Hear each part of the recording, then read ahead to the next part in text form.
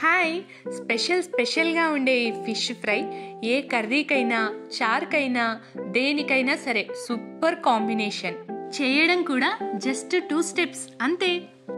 చిన్న చిన్న పీసెస్గా కట్ చేసుకున్న ఫిష్ని చక్కగా సాల్ట్ వాటర్తో వాష్ చేసుకొని 1 కేజీ ఫిష్ పీసెస్కి 2 స్పూన్లు కారం, 2 స్పూన్లు ఉప్పు, 1 స్పూన్ పసుపు, మనం ఇంట్లో తయారు చేసుకున్న ధనియాల పొడి లేదా గరం మసాలా పొడితో పాటు కొంచెమంత జీలకర్ర పొడి, లేదంటే స్కిప్ చేసేయండి.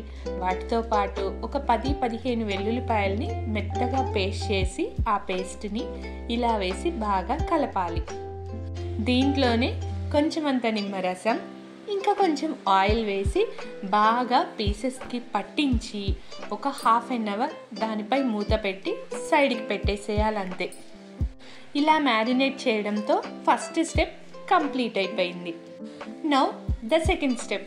దానికోసం స్టవ్ వెలిగించి ఒక కడాయి నుంచి దానిలో డీప్ ఫ్రైకి సరిపడా నూనె పోసుకోవాలి.